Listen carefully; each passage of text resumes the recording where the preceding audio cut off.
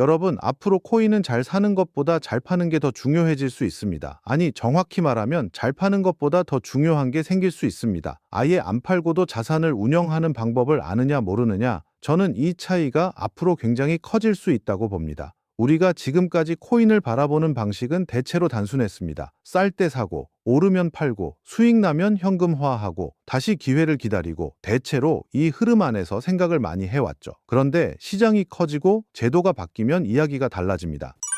코인을 이제는 사고 파는 자산이 아니라 운영하는 자산으로 봐야 하는 이유는 뭘까요?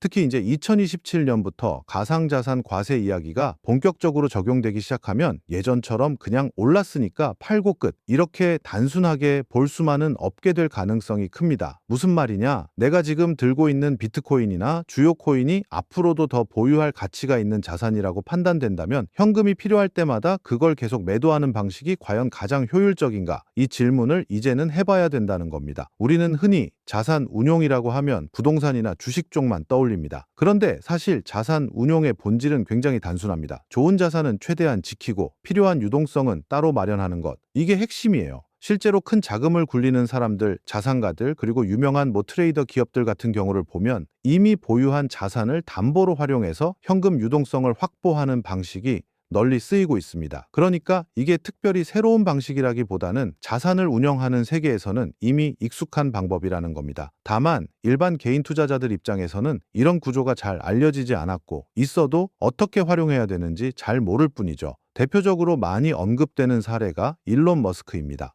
일론 머스크도 보유 자산을 무조건 팔아서 현금을 만드는 방식보다는 자사주를 담보로 활용해서 필요한 유동성을 확보하는 방식이 계속 언급돼 왔습니다. 이게 말해주는 건 분명합니다. 좋은 자산은 계속 들고 가고 현금은 다른 방식으로 만든다. 그러니까 결국 자산을 보는 관점의 차이예요. 자산을 단순히 사고 파는 대상으로만 보느냐, 아니면 유지하면서도 운영할 수 있는 대상으로 보느냐, 이 차이가 시간이 갈수록 훨씬 중요해질 수 있다는 겁니다. 코인도 이제 마찬가지라고 봅니다. 특히 비트코인이나 주요 코인을 장기적으로 좋게 보고 있는 분들, 지금 팔기에는 아까운 코인을 들고 있는 분들, 혹은 시장이 흔들릴 때 오히려 좋은 저점 매수 기회를 보고 있는 분들, 이런 분들에게는 단순 매도 외의 방식도 충분히 공부해볼 가치가 있습니다.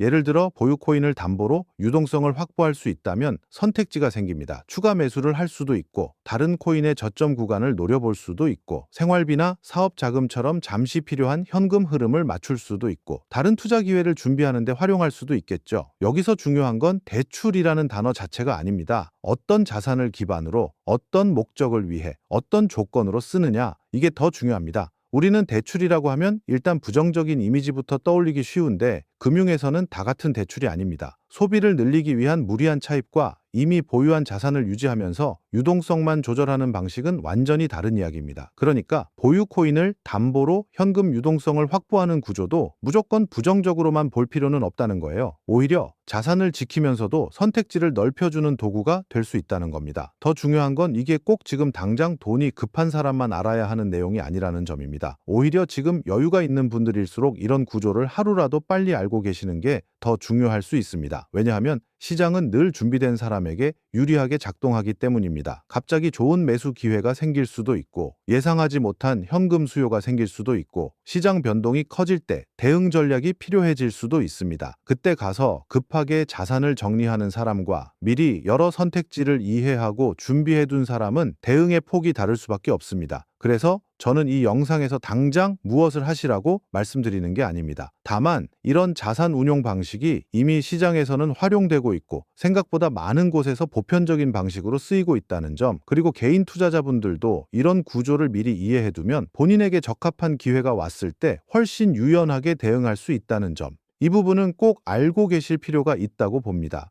특히 앞으로 가상자산 과세 이슈까지 본격적으로 다가오게 되면 이제는 코인을 단순히 사고 파는 대상으로만 볼 것이 아니라 어떻게 지키고 어떻게 운영하고 어떻게 필요할 때 유동성을 확보할 것인지까지 같이 고민해야 되는 시점이 올 가능성이 큽니다. 좋은 자산은 가능한 한 지키고 현금은 필요할 때 유연하게 확보하는 사고, 저는 이 사고가 앞으로 코인 투자자들에게도 점점 중요해질 거라고 생각합니다. 오늘은 바로 그 관점을 말씀드렸습니다. 감사합니다.